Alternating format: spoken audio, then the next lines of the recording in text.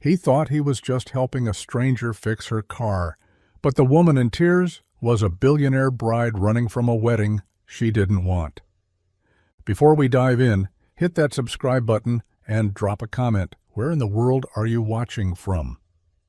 Snowflakes drifted like feathers across the windshield as Michael Turner eased his rusted sedan onto the shoulder of Route 9. The morning had been rough already. Emily's boots had gone missing again. The heater in the shop had wheezed itself to death overnight, and he was running on fumes in every sense of the word. But it wasn't the cold or the stress that made him stop. It was the glint of hazard lights blinking through the fog like a heartbeat, slow, steady, stranded. And then he saw her. The car was something out of a magazine, sleek, white, foreign, the kind of thing that didn't belong anywhere near Maple Hollow. Its curves gleamed even through the dirt-speckled frost, but it was the figure behind the wheel that pulled him in.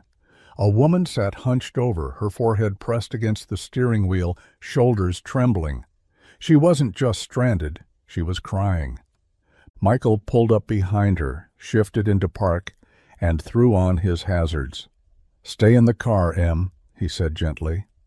Emily, nestled in the back seat with her backpack half-zipped, gave a sleepy nod. He stepped out, boots crunching against the icy gravel, and walked slowly toward the car. Up close, the frost on the windows was melting from within. Fogged by breath, by panic. He tapped gently on the driver's side glass. The woman flinched, then turned. Her eyes were red-rimmed, her makeup smudged, but she still looked striking. Not in a glamorous way, but in that way people look when they've lost something important and haven't told anyone yet. She hesitated, then rolled the window down a few inches. "Need some help?" Michael asked, voice calm, steady, like he did this every day. She didn't answer at first. Then, after a breath that looked like it hurt, she said, "It just stopped. I don't know what's wrong. I can't call anyone right now." He nodded like he understood, because somehow he did. "All right," he said. "Let me take a look." She moved over without another word, and just like that, without knowing who she was or where she came from, Michael did what he always did. He helped. Michael popped the hood with a practiced flick of his hand, the metal creaking in protest as steam hissed upward like a secret trying to escape. The engine beneath was pristine, too pristine. Nothing like the dusty old Chevys and rust-bitten Fords he was used to coaxing back to life. He leaned in, fingers grazing the cold metal, searching for the problem, though his mind kept drifting back to her face. She stood behind him now, arms crossed, coat clutched too tightly around her body as if trying to hold herself together. Her boots were expensive. Her nails were manicured but chipped. And that coat, it looked like something straight off a runway, but was wrinkled and slightly stained near the hem, like she'd been running through mud, or worse. But what really caught him was the way she stared at the trees lining the road, like she was expecting someone to follow her out of them. "You get it looked at recently?" he asked, keeping his tone easy. She blinked, pulled herself back to the moment. "Yes, yesterday, actually. Everything was fine." Then softer. "At least the car was." He nodded, noting the signs of a blown fuse, or maybe a bad battery connection. Simple fixes. But nothing about this felt simple. There was something behind her eyes, something that didn't match the icy air or the quiet of the road. She was too polished for this town, too put together, even with mascara smudged under her eyes. He wasn't the type to pry. Michael knew what it was like to carry stories you weren't ready to tell. But her silence was louder than most people's shouting. "I can get it running," he said. "Just needs a little love. You're lucky it died here and not out on the main road." She offered a weak smile. "I don't feel very lucky." Michael straightened, wiping his hands on his jeans, not caring that he was leaving oil stains. "Well, you got me instead of a tow truck that would have charged you $300 just to show up. That's something." For a moment, her expression cracked, just slightly. And beneath all the expensive fabric and poise, he saw it. Fear, exhaustion, and something else he couldn't name yet. She wasn't just lost. She was running. The wind picked up, brushing icy tendrils through the trees as Michael leaned back into the engine, securing the clamp with a quiet grunt. Everything about the car was high-end, German-engineered precision, polished chrome finishes, a battery compartment cleaner than his shop floor. But it wasn't the car that had his attention now. As he moved to the side to check a connection near the alternator, his eyes caught something unusual, barely visible under the edge of her unbuttoned coat. Delicate ivory lace, intricate and unmistakably bridal, peeked from beneath the tailored wool. It was subtle, but unmistakable. Not a blouse, not something casual. This wasn't just a woman in expensive clothes. She was wearing a wedding dress. He didn't say anything, just closed the hood slowly and stepped back, wiping his hands on a cloth as his mind tried to catch up with what his eyes had just confirmed. The silence between them felt heavier now. She stood a few feet away, rubbing her arms for warmth, coat clutched tighter, but not tight enough to hide the shimmer of the satin lining underneath. Her boots were muddy, her eyes still glassy, and her hands bare. No ring, no band, not even the faint tan line where one might have been. "Engine should be fine now," he said quietly. "Just a short in the wiring harness. Must have knocked loose when you hit that pothole back there." She nodded, but her gaze had drifted, over his shoulder, into the trees, as if listening for footsteps that hadn't caught up yet. "You heading somewhere?" he asked, tone deliberately casual. "Just away," she said, and then she caught his gaze. She saw it in his eyes, the fact that he'd noticed, the lace, the missing ring, the unspoken truth between them. But Michael didn't press. He didn't need to. Whatever she was running from, it wasn't his business, not unless she made it so. He gestured toward the car. "Try starting it." She walked past him, and for a split second her coat slipped open just enough to show the tear along the side of her dress, ripped fabric, as if someone had grabbed her and she'd yanked herself free. The engine roared to life. But her silence roared louder. The engine settled into a smooth purr beneath the hood, and Michael stepped back, satisfied that the issue was handled. His fingers were numb from the cold, blackened with grease and grit, but he didn't notice.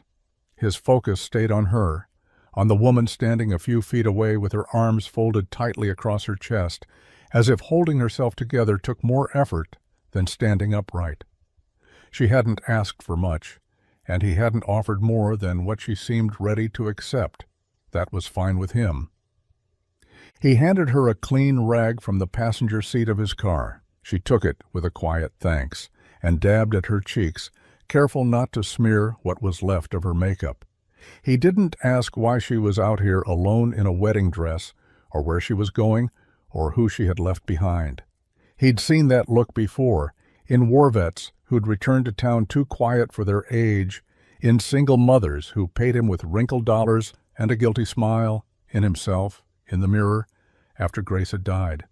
Everyone had a line they weren't ready to cross. Hers was right in front of her lips. "You're good to go," he said, nodding toward the car. "But if it gives you trouble again, don't keep driving. Let it cool off and call for help." She offered a tight nod, but didn't move. Her eyes lingered on him like she was trying to decide something, whether he was safe, whether she should say more, but she didn't, and he didn't push. "You need anything else?" he asked, voice even. She hesitated, then shook her head. "No, thank you." "Don't mention it." Still, she didn't get in the car. She stood there for a moment longer, as if anchoring herself in his presence, even if just briefly. As if she needed someone to treat her like a person, not a scandal, not a name on a guest list, not a headline waiting to break. Then she got in, shut the door gently, and adjusted the mirror.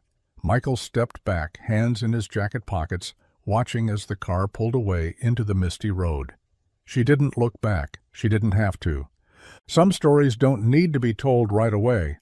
Some people just need a little silence to remember who they are. The white car was already parked in front of Rosie's diner when Michael arrived 20 minutes later. He'd barely made it through the shop's front gate when his phone buzzed with a text from an unknown number. "Please let me thank you." "Breakfast?" I saw the sign for Rosie's down the road. He wasn't sure how she got his number. Maybe Emily had passed it along without asking. But he wasn't the type to turn down kindness, especially not when it was offered so genuinely. He wiped his hands clean and changed his shirt, trying to brush the morning's grease off his jeans with little success. Rosie's was half full, mostly locals grabbing their usual orders. Fishermen, factory workers, and two retired ladies who spent more time chatting than eating. The moment Michael pushed open the glass door, the bell overhead jingled and every head inside turned. And then they saw her. She sat in a corner booth facing the window with a steaming mug of coffee cupped between her hands. Her hair was neatly pulled back, her coat draped over the seat beside her, revealing the pale silk bodice of her torn wedding dress beneath a borrowed hoodie someone must have lent her. Her eyes lit up when she saw him, and for the first time that day, something about her looked steady. Michael slid into the booth opposite her, nodding to the waitress, who appeared instantly with a fresh cup. "Didn't expect to see you again," he said, wrapping his hands around the warmth of the mug. "I figured you'd say no if I asked to pay you," she said, lips curling into the faintest smile. "So I thought I'd bribe you with eggs and pancakes." He chuckled softly. "You're not wrong." A couple seated at the counter leaned over to whisper, glancing their way. Whispers multiplied. Not because people knew who she was, but because she didn't look like she belonged. Not in Maple Hollow, not in a diner where the most exotic dish was blueberry syrup. But Michael didn't flinch. He just sipped his coffee like it was any other Tuesday, sitting across from a woman in lace and silk who looked like she had just stepped out of another world, and maybe wanted to leave it behind. "You got a name?" he asked casually. She hesitated, then met his eyes. "Clare." He nodded slowly. "Well, Clare, welcome to Rosie's." Michael didn't press the issue when she said her name was Clare. The way she said it, quick, careful, like a test balloon, told him everything he needed to know. It wasn't the whole truth, but it was the version of herself she was offering, and that was enough for now. Clare stirred her coffee slowly, eyes following the swirl of cream like it might reveal an answer. She asked nothing about his life, though her gaze lingered a little too long when he mentioned Emily, as if the idea of family, of something real, was a foreign language she once knew but had forgotten how to speak. The waitress, a sharp-eyed woman named Sherry, came over with 2 plates of pancakes and a raised eyebrow. "You new in town?" she asked Clare, a little too sweet. "Just passing through," Clare replied, her smile polite but clipped. "Well, welcome to Rosie's," Sherry said with a wink, but as she walked off, Michael noticed the subtle way she leaned into the kitchen to whisper something. That was the thing about small towns. News traveled faster than sound. Clare reached for the syrup, pausing when she saw the smudge of ink on her finger. She tried to wipe it clean with a napkin, but the ink smeared, leaving a dark mark across her knuckle. Michael knew that look, the sudden self-awareness, the instinct to vanish into the background. He recognized it because he'd worn it once himself in the months after Grace died, when he wasn't sure how to exist without someone else to keep him grounded. "I don't know what people are saying about me right now," she said quietly, eyes still on her hands. Michael leaned back in his seat. "They aren't saying anything. They don't know who you are." She looked up at him, surprised. "I'm guessing that's the way you want it." Clare didn't answer right away. Then she nodded. For now. Outside, a truck rolled by, its tires sloshing through slush. Inside, the silence stretched comfortably between them. Whatever her real name was, whatever life she'd fled, it could wait. Here, in this booth, she was just Clare. And Michael wasn't about to take that away from her. The diner bell chimed again, and this time it was Emily bursting through the door, her pink backpack bouncing with every step and her cheeks flushed from the cold. Michael had texted her sitter to bring her by after school, figuring a hot chocolate and her favorite stack of waffles might brighten the end of a long day. What he hadn't anticipated was how fast she would zero in on Clare. Clare looked up from her coffee just as Emily raced toward their booth. "Daddy," she grinned, climbing up beside him without hesitation. Her eyes flicked to the woman sitting across the table, and curiosity bloomed like a switch being flipped. Claire smiled gently, folding her hands on the table. "Hi, Emily." "You remembered my name," Emily said, delighted. "Do you like waffles? They have blueberry ones here. I always get blueberry." Claire nodded, her expression softening. "I do. Blueberries are my favorite. Are you Daddy's friend now?" Michael chuckled into his coffee but said nothing. Claire blinked. "I guess so." Emily tilted her head, examining her like a puzzle. "You look like someone from a movie." "Is that a good thing?" Claire asked, amused. "I think so," Emily replied. "But your dress is funny. It's too fancy for pancakes." Claire's eyes dropped to the torn lace, peeking from under her hoodie, and something flickered across her face, something between sadness and surprise. "I didn't have time to change," she said, her voice low. Emily nodded like that made perfect sense. "Were you in a wedding?" Michael tensed beside her, but Claire only smiled faintly. "I was supposed to be." Emily's brows furrowed. What happened? Did they cancel it like in cartoons? Claire looked down at her hands. "Something like that." Emily mercifully moved on. "You can sit with us. I don't mind, and if you don't have a house, you can stay in our spare room. Daddy lets people stay if they're nice." Claire blinked fast, her smile faltering. "That's very kind of you." Michael placed a gentle hand on Emily's shoulder, grounding the moment. But Claire looked away, blinking again, as if a 7-year-old's open heart had cracked something inside her that years of polished armor never could. The rain came fast, one of those sudden spring storms that darkened the sky without warning. By the time Michael pulled out of Rosie's diner with Emily in the back seat and Claire riding quietly up front, the wipers were working overtime, slashing across the windshield in nervous sweeps. Thunder rumbled low in the distance, a slow growl that matched the tension pressing in from all sides. Claire stared out the window, her reflection faint in the glass. Raindrops streaked down like tears she hadn't let fall yet. She hadn't said much since breakfast. Emily had dozed off in the back, wrapped in her jacket like a cocoon, and Michael hadn't tried to fill the silence. Some silences were meant to be sat in. He turned onto a gravel road that led toward the edge of town, the tires crunching, as he slowed near the small cabin that served as home. The rain made it look even smaller, cozier somehow, like a shelter from something bigger than weather. As he parked, the storm picked up, drumming hard against the roof. "We'll wait a minute before running in," he said, "unless you're up for a mad dash." Claire gave a soft, humorless laugh. "I've done enough running lately." Michael glanced over, waiting. She didn't look at him when she spoke next. "I was supposed to get married yesterday, or today. Honestly, I'm not even sure anymore." He said nothing, just listened. "I didn't love him," she continued, her voice quiet but steady. "But love wasn't the point. It was about names, legacy, deals between families. I was a pawn, and I was tired of pretending to be grateful for it." The words hung heavy in the air, soaking in like the rain outside. "I didn't know where I was going," she added, finally looking at him. "I just got in the car and drove. I didn't plan to stop. Not really." "You stopped," he said simply. She nodded, eyes glistening, "because something told me I wouldn't be judged here."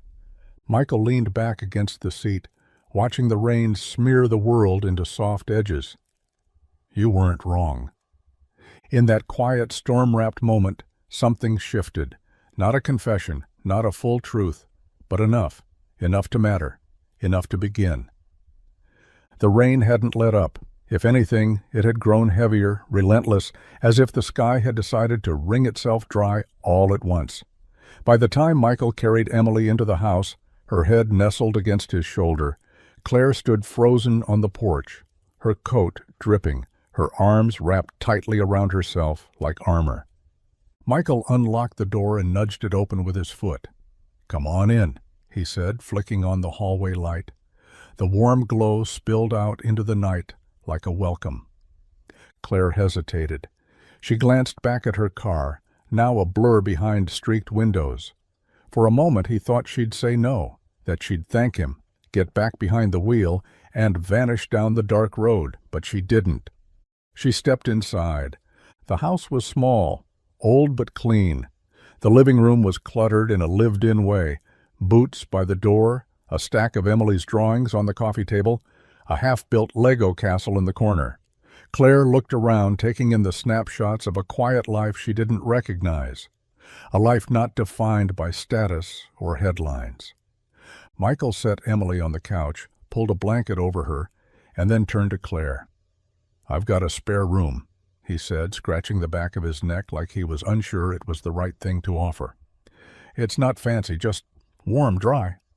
Clare's lips parted slightly like she wanted to object, but then she looked at Emily, curled under the blanket, safe, small, completely unburdened. Something softened in her. "Okay," she said quietly.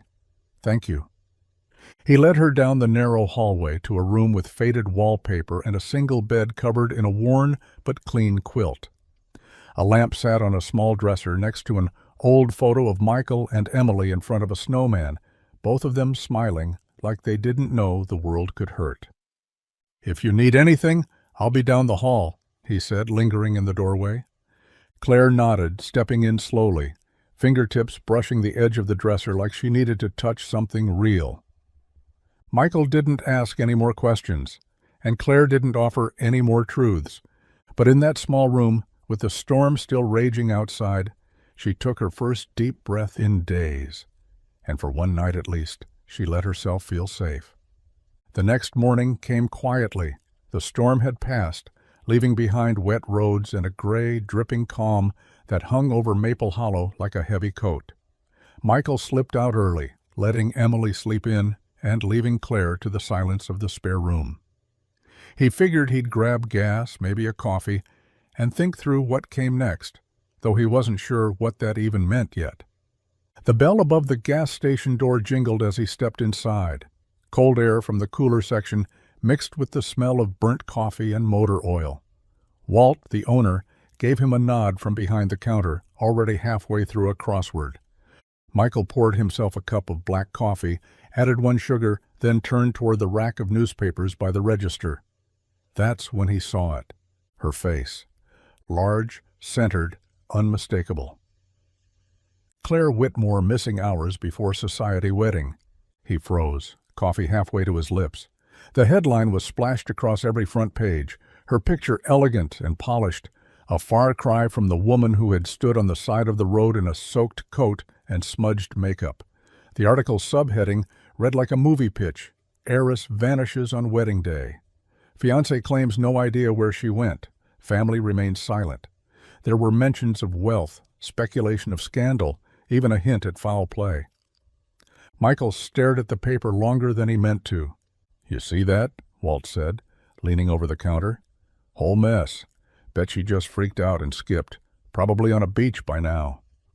Michael gave a non-committal grunt, folding the paper and placing it back on the rack.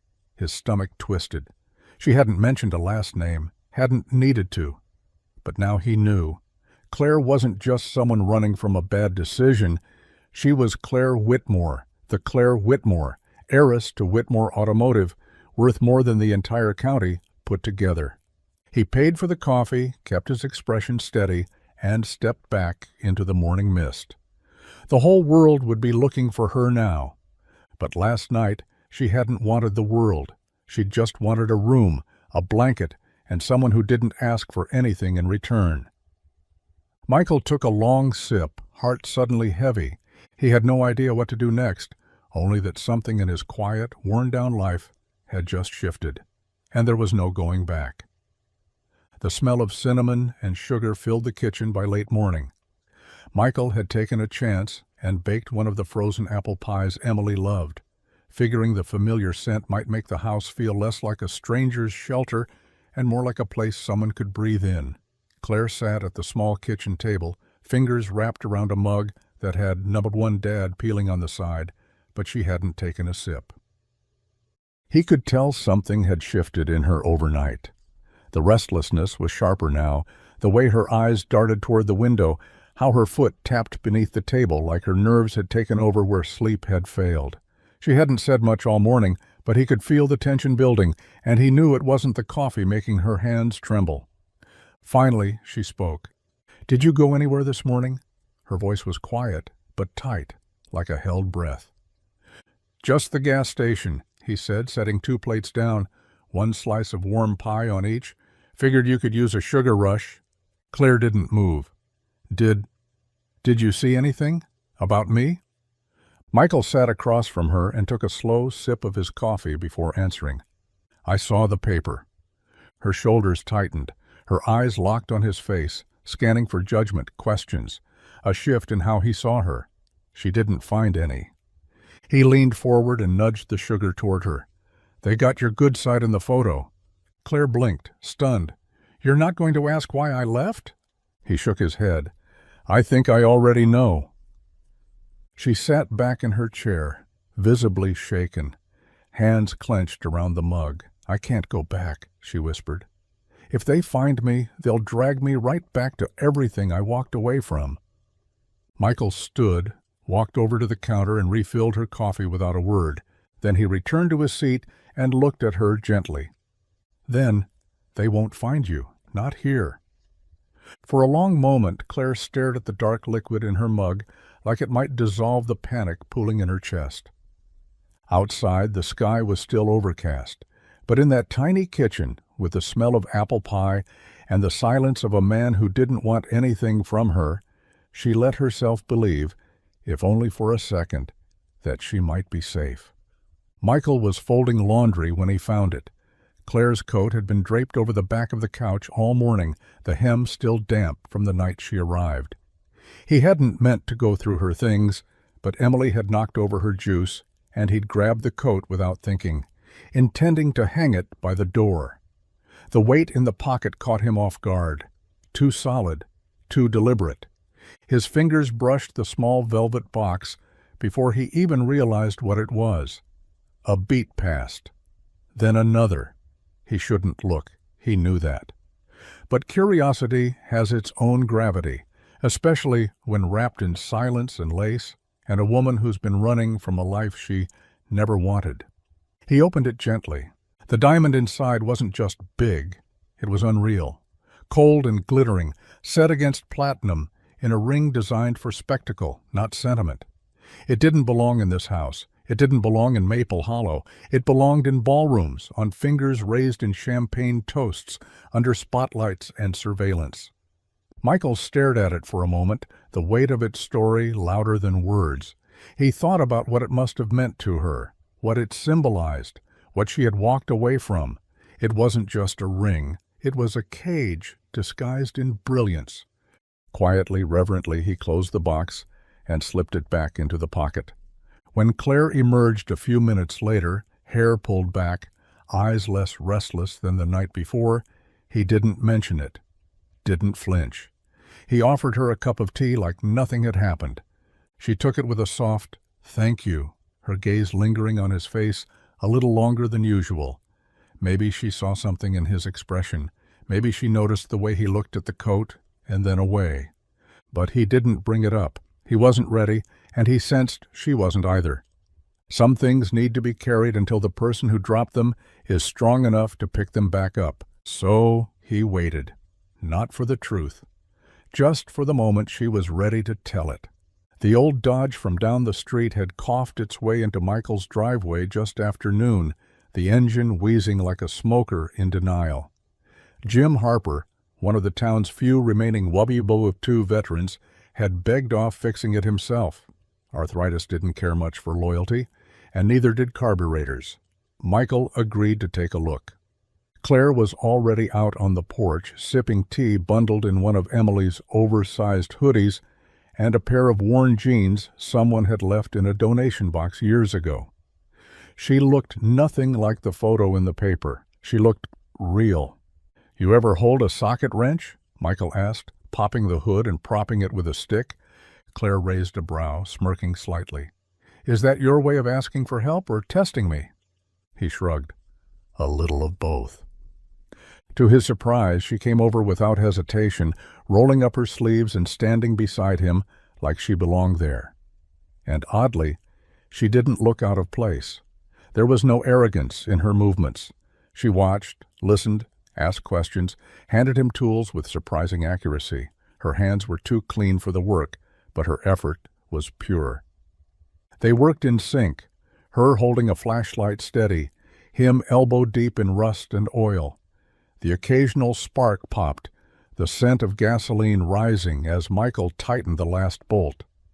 "You're good at this," she said, her voice low, thoughtful. "You're not bad at holding a light," he replied, glancing at her. "Better than most of the kids I've had in the shop." She smiled, but it didn't reach her eyes. "My father would have hated this." Michael looked at her sideways. "Fixing something with your own hands?" "No, needing help." Her gaze dropped. "He taught me that needing anything was weakness." Michael leaned against the frame of the truck and watched her for a second longer than necessary. "You're here," he said. "You asked for nothing. That's not weakness." Claire met his eyes, and in that quiet space between busted engines and borrowed hoodies, something shifted. She was no longer the woman who just happened to break down on a cold road. She was someone he wanted to know. The barn behind Michael's house had long since stopped housing anything that needed feeding. The old stalls were dry and empty, the hayloft sagging but still holding together, and a few rusted tools lined the walls like forgotten artifacts. Michael kept it mostly for storage and quiet. On clear nights, he'd sit out there with a beer and let the silence settle in like an old friend. That afternoon he brought Claire with him. She didn't speak at first. She paced the dirt floor, trailing her fingers along the wooden beams, pausing now and then as if testing the memories this place might hold. Sunlight filtered through a broken window, casting slanted light across the dust that danced in the air. It felt like the kind of place where things could be said without echoing. "I used to pretend barns were castles," Claire said finally, settling onto an old crate. "When I was little, I'd wander off during the summer, find some rundown building on one of our properties, and build stories around it.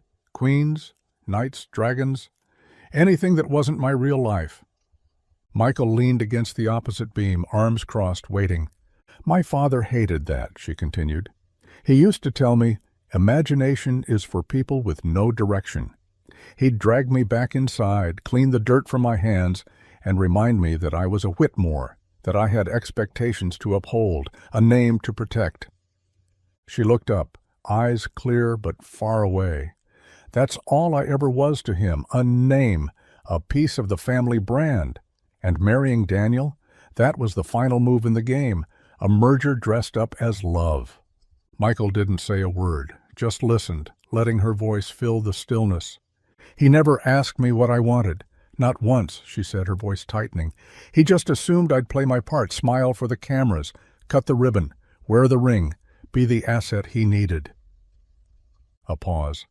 "And I almost did it. I almost stood there in front of 100 people and gave myself away."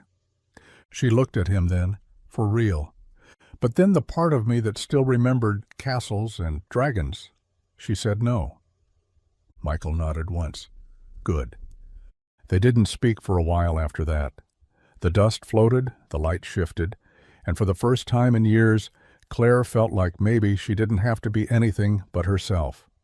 The living room smelled like crayons and toast. Emily sat cross-legged on the carpet, tongue poking out in concentration as she colored in the last corner of her latest masterpiece. Papers were scattered across the floor, a rainbow trail of half-finished sketches and bold scribbles.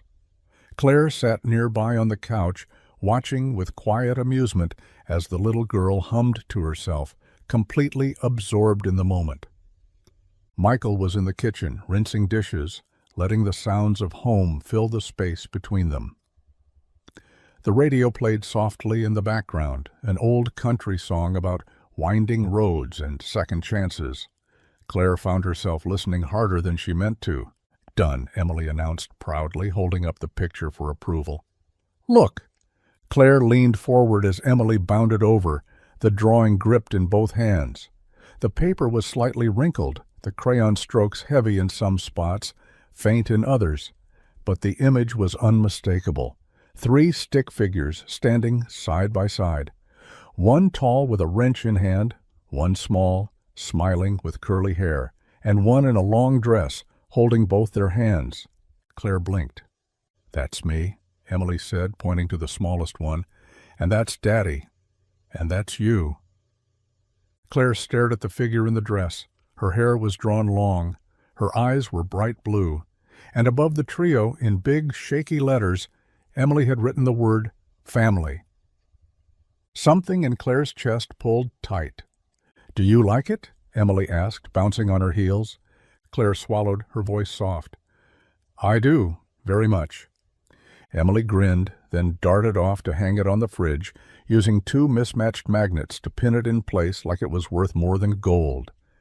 Claire stayed seated, but her gaze didn't leave the paper. There was something disarming about the way Emily had drawn her, as if she belonged. No questions, no hesitations, just trust. Michael walked into the room, drying his hands, and followed her eyes to the fridge. "Pretty good likeness," he said. Claire didn't answer. She was too busy memorizing it. No one had ever drawn her like that before, not as a name or a bride or a business opportunity, just as someone worth holding on to. The night settled in slow and soft, wrapping the little house in a hush that made the ticking clock feel loud. Michael sat on the back porch, elbows resting on his knees, a half-empty mug of lukewarm coffee cradled in his hands. Claire had been quiet all evening, not distant, just inward. Like something was coiling, waiting to surface. She joined him without a word, settling into the chair beside his, her legs pulled up under her like she was trying to make herself smaller. They watched the trees sway in the breeze, their silhouettes swaying like ghosts against the silver-blue wash of moonlight. For a while neither of them spoke, and then Michael asked the question he'd been holding in his back pocket, waiting for the moment she might be strong enough to hear it out loud. "Why did you run?" Claire didn't flinch. She didn't deflect or stall. She just let out a slow breath, the kind that carried more weight than words, and looked straight ahead. "Because I couldn't do it," she said. Not one more fake smile, not one more speech about how perfect everything was. "I stood there, in the back of that cathedral, listening to a quartet play a song I didn't even pick, while my mother fussed with my veil like I was a doll, and I realized—" She paused, fingers tightening around her mug. "I realized the life they built for me wasn't mine. It was a stage set, beautiful and cold, and the moment I said I do, I'd be agreeing to disappear into it forever." Michael turned slightly toward her, his voice low. "You were going to marry someone you didn't love?" She nodded. "He's not a bad man. He's safe, chosen, strategic. My father called him a legacy alliance, like we were businesses, not people." Her lips curled into a bitter smile. "I was raised to believe that love is optional. Appearances are not." Michael let her words hang between them like fog. "I didn't want to live a life where I had to hide everything real about myself just to keep the family brand intact," she said. "So I ran." She looked at him then, really looked, like she wanted to see what he thought, now that the truth was laid bare. But Michael didn't blink. "Good," he said simply. "Takes guts to choose your soul over your surname." And in that quiet, Claire felt something shift. For the first time, she wasn't ashamed of running. She was proud of it. The wind rustled through the trees behind the porch, carrying with it the earthy scent of rain-soaked soil and pine. The stars blinked faintly overhead, barely piercing the haze of the clouds, but it was quiet now, peaceful. Claire sat with her knees tucked to her chest, arms wrapped loosely around them, her gaze somewhere far off, but not entirely lost. Michael hadn't said much since her confession. He didn't have to. His silence wasn't judgment, it was space. The kind of space people didn't get often in her world. "I know what it looked like," she said, her voice soft, breaking the stillness between them. "Walking out on a wedding that probably cost more than most people's homes, cameras waiting, Paparazzi lined up like wolves. Michael didn't respond. He just waited. Claire drew in a breath. My mother was devastated. She kept telling me I was throwing away the life every girl dreams of, and maybe I was. The house, the name, the future that had been planned since I was old enough to be groomed for it.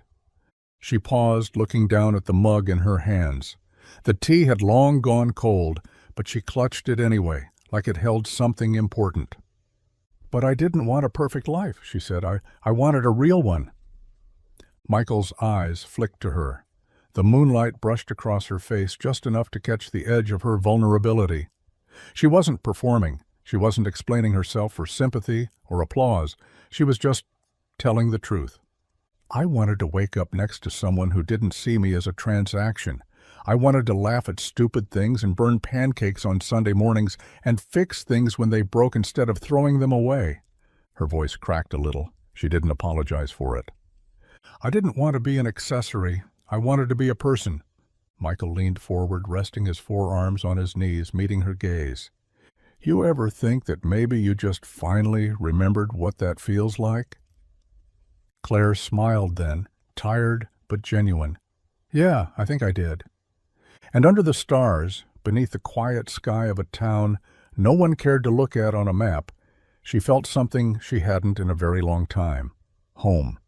It started with tire tracks, muddy and deep, carved into the roadside just outside of Maple Hollow. Then came the SUV, matte black and unfamiliar, parked near the old Sinclair Creek turnoff where Claire had first broken down. By noon, a second vehicle rolled in, this one with a long-lens camera pointed straight toward the horizon. And by evening, Michael knew someone had found her trail. He stood outside the garage, wiping his hands on a rag, watching the same car pass by for the third time in an hour. Not a local, not even trying to look like one. Windows tinted, plates from out of state. They weren't here for an oil change. Inside the house, Claire stood by the window, arms folded, shoulders stiff. Her calm had been slowly unraveling all day, piece by piece, the weight of being found pressing on her like a vice. They found the car, she said, not looking at him. Michael gave a slow nod. Yeah, I figured. She turned then, eyes sharp with something between fear and resolve.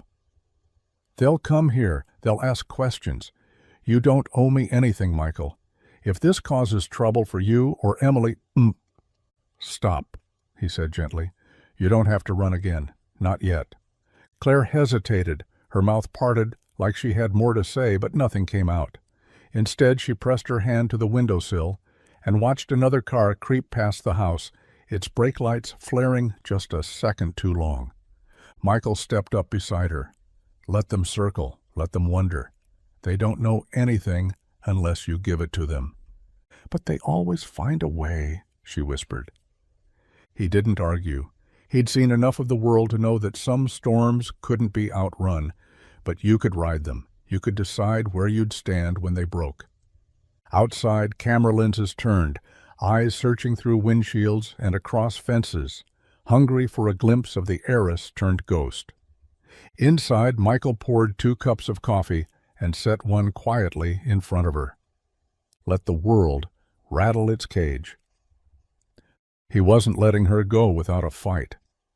The next morning the sky hung low, thick with gray clouds that threatened another storm. Claire stood in the doorway, her coat already buttoned, her eyes scanning the horizon like it was a finish line. Her suitcase, small, beaten, far too modest for someone who once lived in penthouses, rested beside her boots.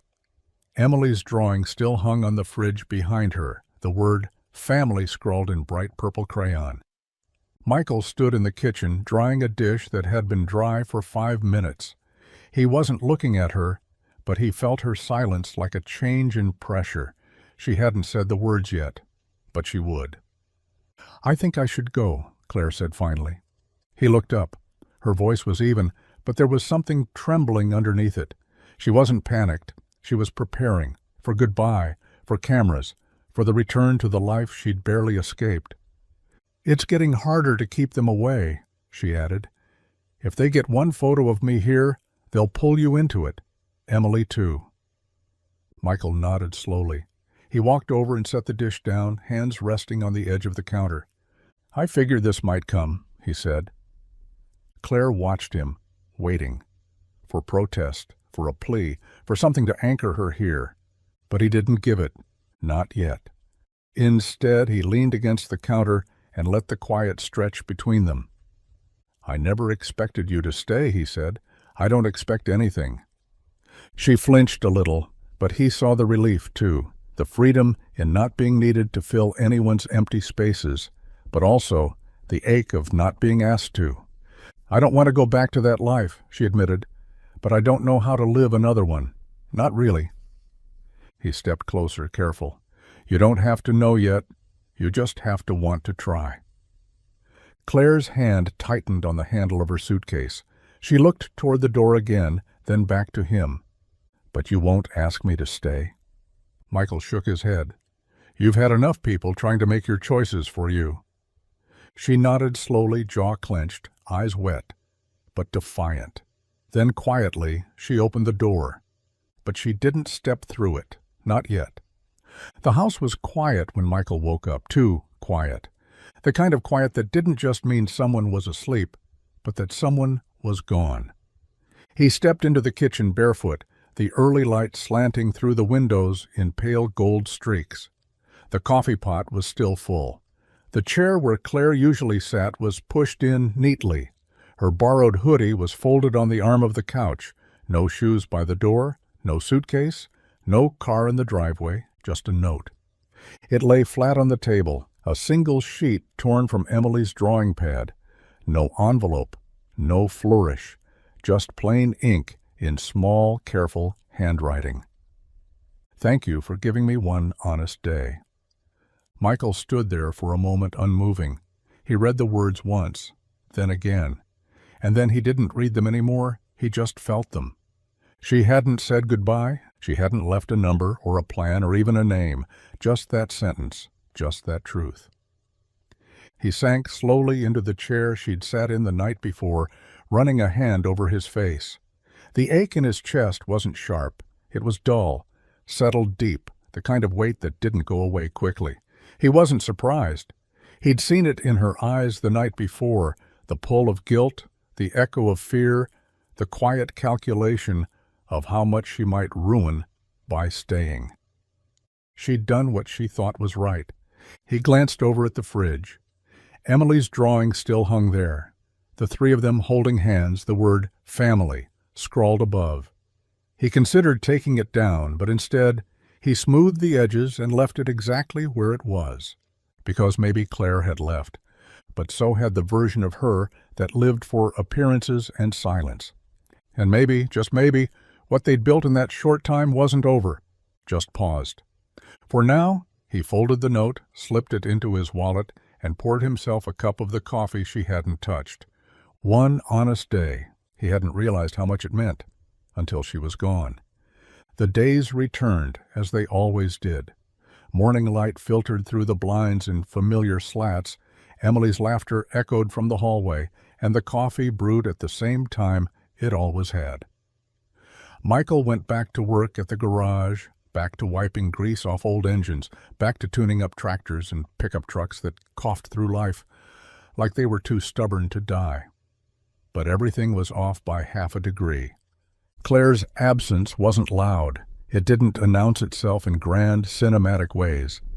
It lived in the silence between moments, the second mug he no longer filled, the hoodie still folded on the armrest, untouched. It lived in Emily's drawings, which now included just 2 figures instead of 3.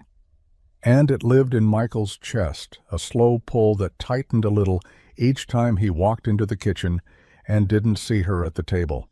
He didn't talk about it. Not to Emily, not to anyone in town. Maple Hollow wasn't the kind of place where people pried, but they noticed. The woman with the fancy car had vanished. Some assumed she'd been a cousin from out of state. Others whispered about trouble, but no one really asked Michael directly because the way he carried himself now, quieter, more thoughtful, said enough. He tried to keep his hands busy, rebuilt the carburetor on the Harper boys' dirt bike, fixed a faulty alternator on Mrs. Langley's minivan. But it was like patching a leaky roof with thumbtacks, functional, temporary, always waiting for the storm. At night, after Emily was asleep, he'd sit on the back porch with a beer, stare at the stars, and replay the short, bright flicker of days when she'd been here. The way she held a wrench, like she meant it. The way she listened without interruption. The way her guard fell when she thought no one was watching. Routine had returned. But it wasn't the same, because now he knew what it felt like to have someone see him, and to see someone truly in return. And once you've had that, the silence doesn't just feel empty. It feels like something's missing. Somewhere far from Maple Hollow, beneath chandeliers, inside boardrooms, and behind the cold walls of gated estates, Clare Whitmore made her decision public. The statement was brief, precise, almost surgical. After much reflection, I have decided not to proceed with the wedding previously planned between myself and Daniel March. I wish him all the best. This is a personal decision, and I ask for privacy as I move forward in a new direction with my life. But there was no privacy. The press erupted. News outlets ran with it like wildfire, pairing her calm statement with headlines that screamed scandal. Billionaire bride walks away from fairy tale wedding. Runaway heiress speaks at last. Whitmore dynasty in chaos as daughter refuses strategic union. Cameras camped outside the Whitmore family estate. Pundits speculated about prenups, about inheritance, about hidden motives. The stock price of Whitmore Automotive dipped 0.5 point, not because the company had changed, but because the woman who bore its name had finally said no to a script she never wrote. And behind the scenes, her family seethed. Her father, Vincent Whitmore, issued no public comment, but Clare knew what silence from a man like him meant. It was louder than fury. It was control slipping. It was a mask cracking. Her mother called once, just once. "You could have at least pretended for the photographs," she said, voice brittle. "You think the world forgives a woman who walks away from power?" Clare had answered with calm certainty, "I don't want their forgiveness. I want my life." Then she hung up, and just like that, the world that had always owned her, her image, her time, her choices, was no longer welcome to any of it. She'd traded a diamond worth $500,000 for the smell of motor oil and laughter over cheap pancakes.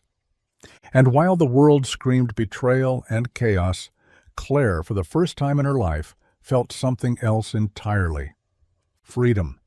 It was tucked between the pages of an old service manual, one Michael hadn't touched in weeks.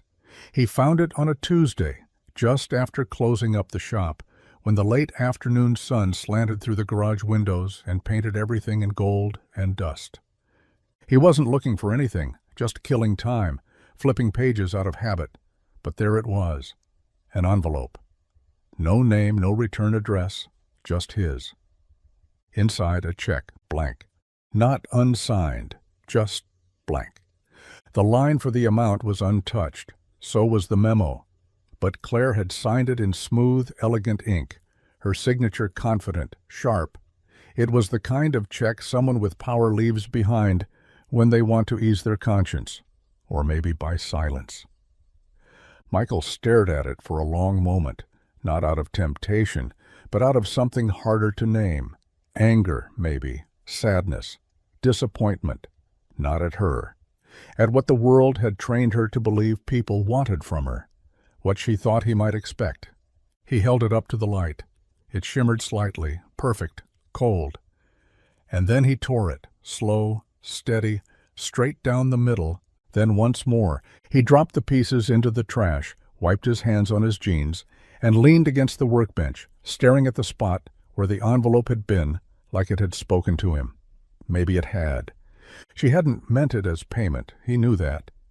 She wasn't that kind of person anymore, not the woman who'd slept under his roof, helped him fix a rusted-out truck, and listened to Emily talk about dinosaurs and bedtime stories. But she'd still left it, which meant part of her still wasn't sure she could be loved without conditions. Michael glanced at the open garage door where the wind stirred the gravel and a few leaves danced across the floor. He didn't need her money, he just wanted her to come back, not with a check, but with the truth. The television in the corner of Rosie's diner was old, with a soft hum and a flickering corner that no one had ever bothered to fix. Most days it played local news or weather, background noise behind the clink of coffee mugs and conversations about harvests and high school baseball. But today the entire diner had gone quiet. Claire's face filled the screen. She was dressed in a tailored coat, standing at a podium, reporters shouting questions over one another as flashes lit up the frame. The caption below read, "Clare Whitmore speaks out. I chose my life." Next to it, a smaller line in bold, "Runaway bride or rebellious heiress."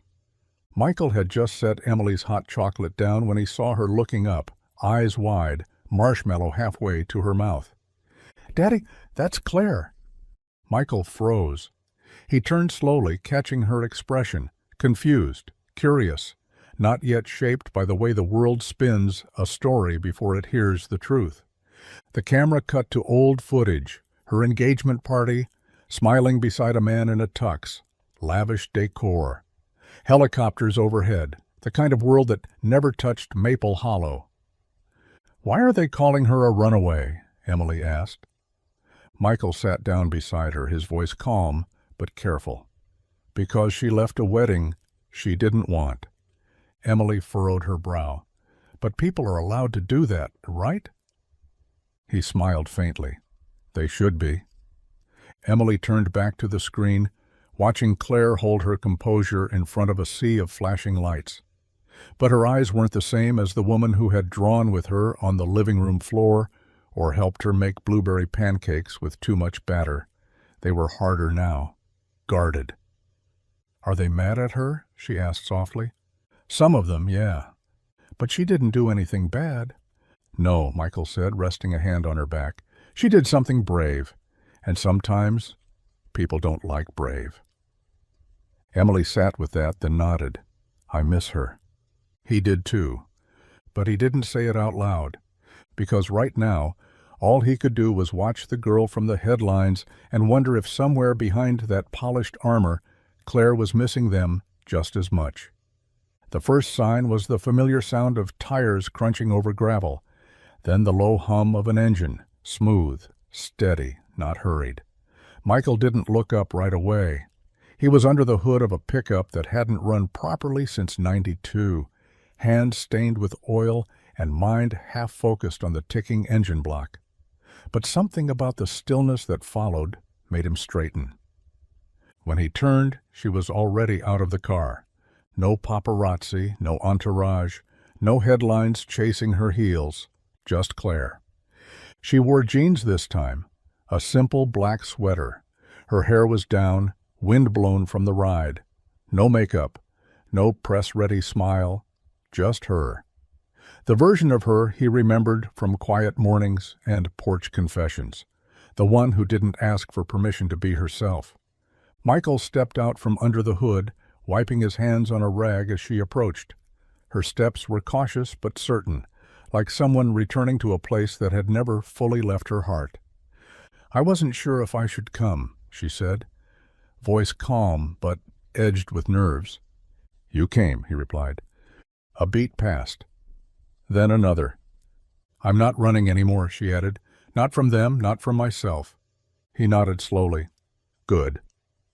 Clare glanced around, the familiar gravel lot, the crooked mailbox, the rusted signs swinging in the wind that still said Turner Auto. Her gaze lingered on it for a moment like it was a compass.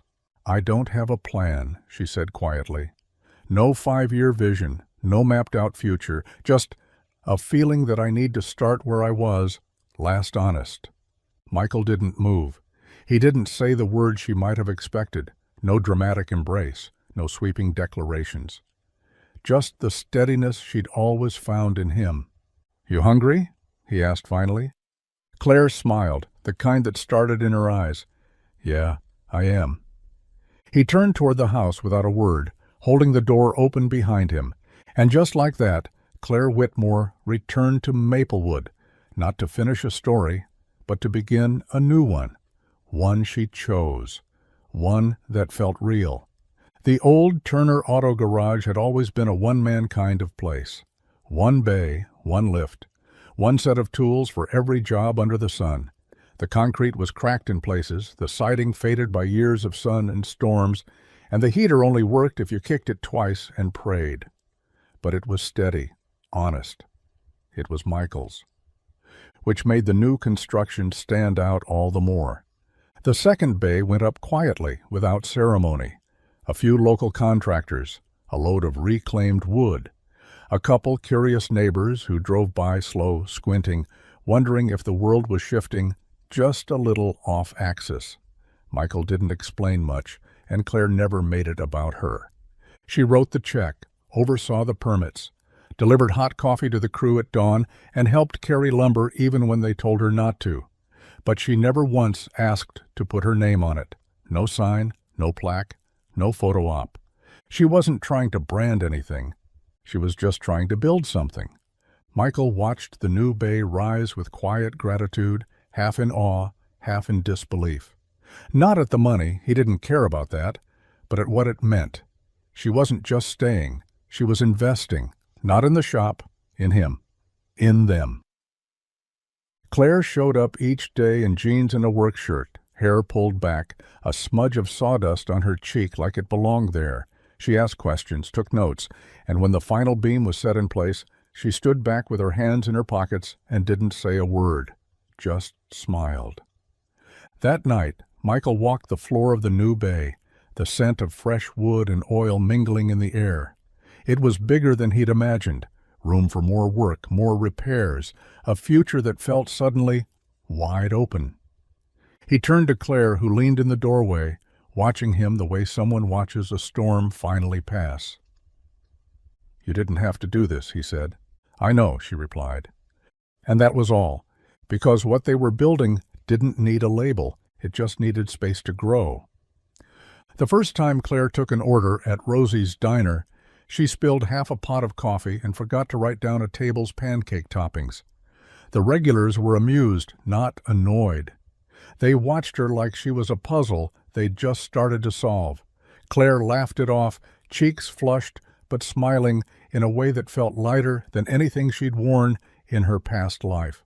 Rosie herself, a stout, no-nonsense woman with a smoker's rasp and a heart of gold, hired her without blinking.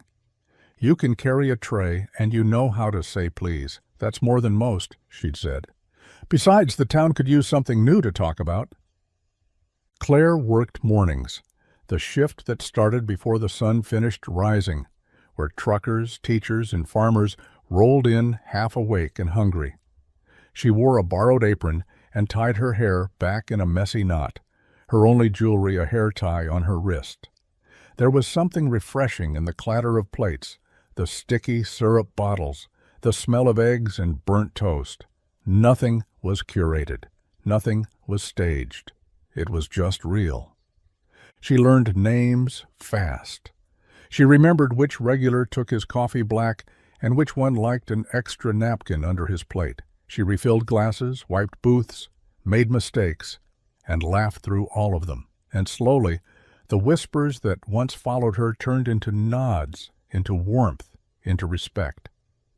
People stopped seeing her as the girl from the headlines. They started seeing her as Claire. After her shift, she'd walk home, no car, no driver, just her boots on the gravel. Sometimes she'd stop by the garage and bring Michael a sandwich, sit on the bench out front, and watch him work. Other days, she'd swing by the school to surprise Emily, joining her for library hour or watching her draw in the cafeteria. The life she was building was stitched together with small, quiet moments. It didn't have chandeliers or chauffeurs, but it had something she never knew she needed. It had roots.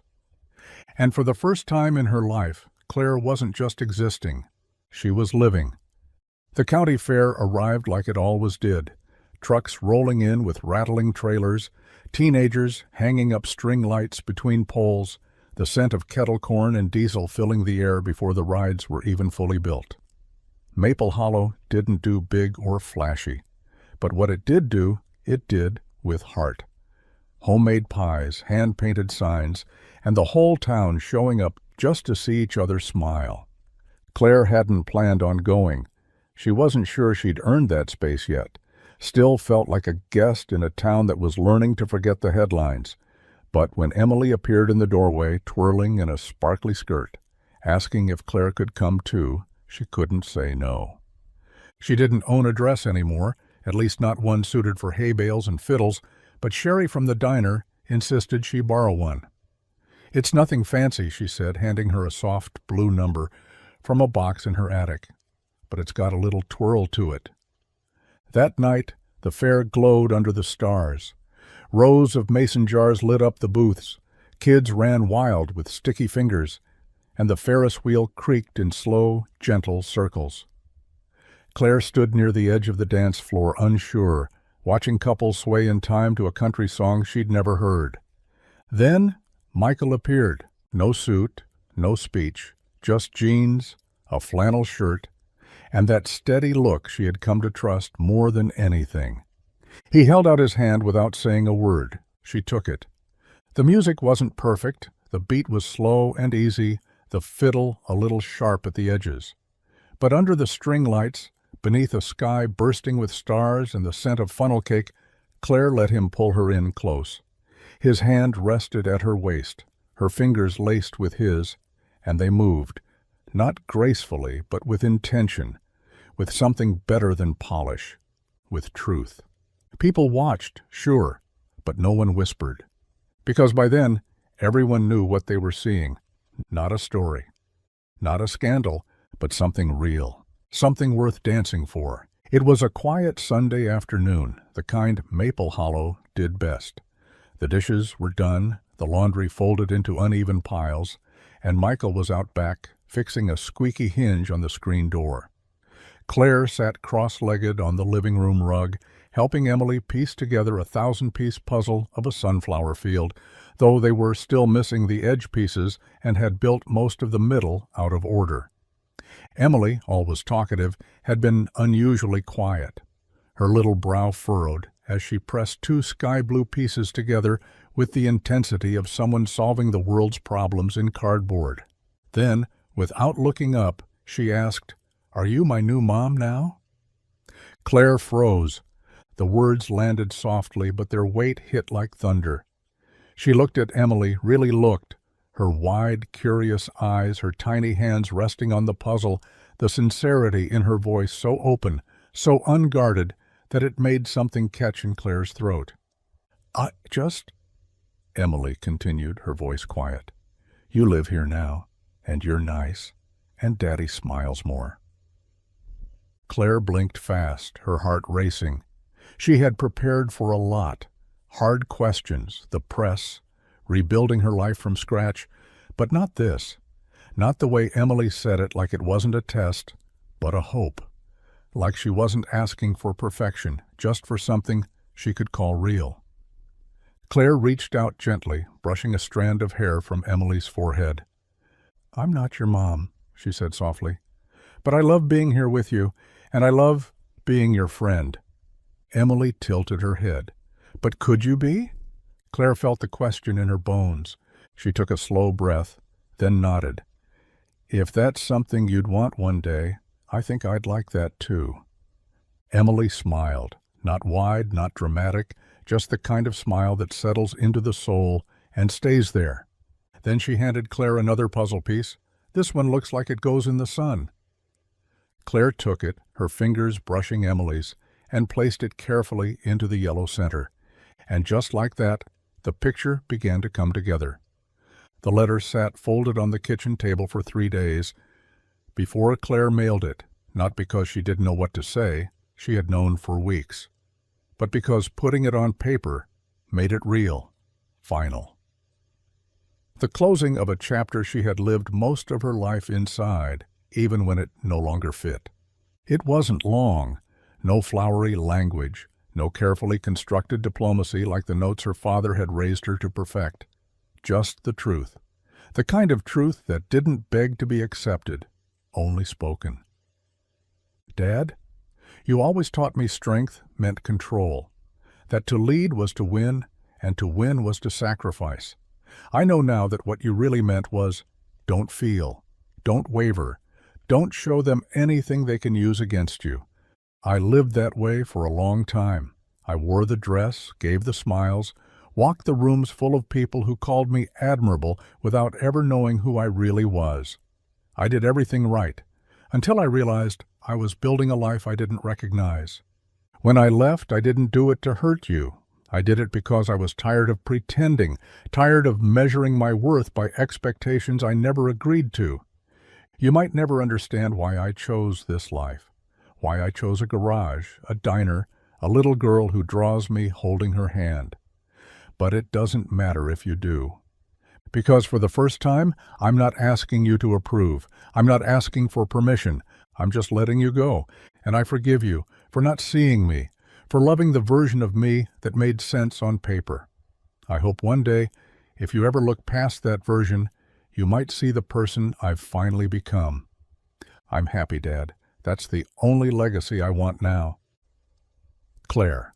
She sealed the envelope, no return address. She didn't wait for a reply, didn't need one, because the letter wasn't for him, not really.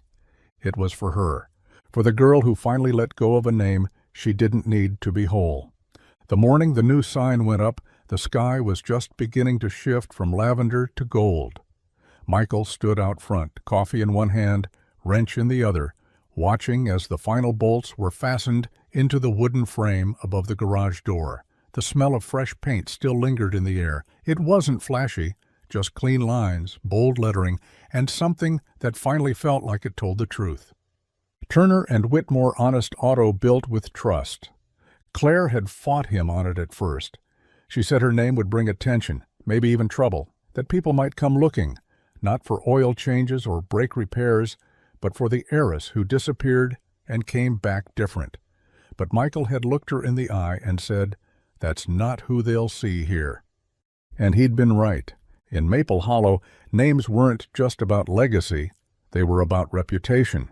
And by now, everyone in town knew Claire not as a runaway, but as the woman who made pies for school fundraisers, who helped patch leaks in the diner's roof, who rolled up her sleeves and got her hands dirty without ever asking for applause.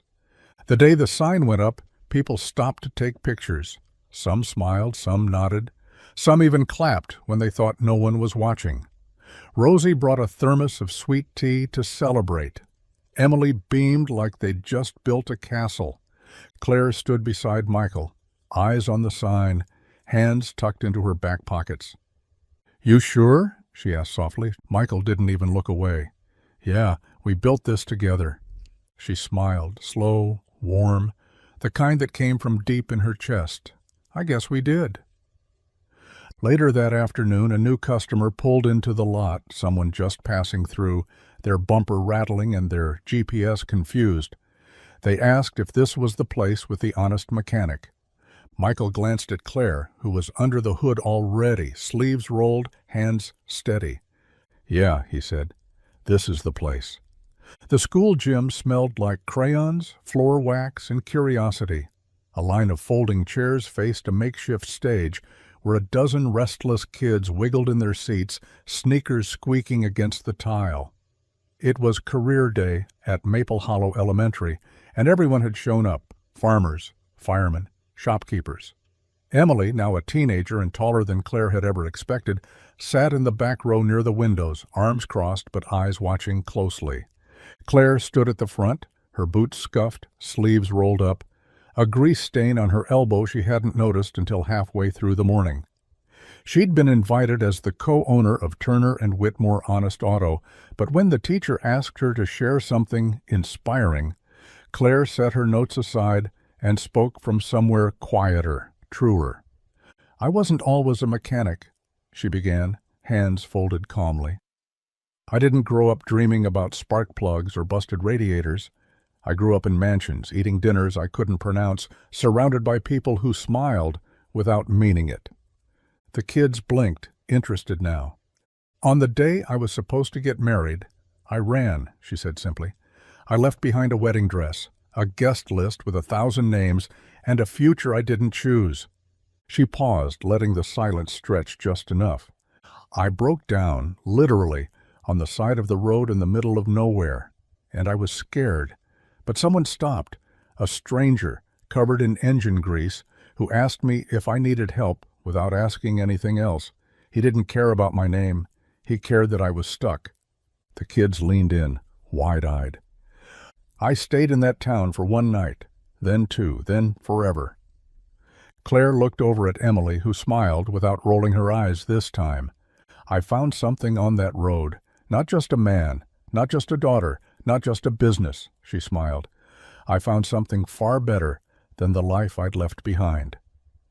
She took a breath and said the words she'd waited years to say aloud. I found a life that finally felt like mine. And for the first time, every kid in that room believed that sometimes getting lost is the only way to be found.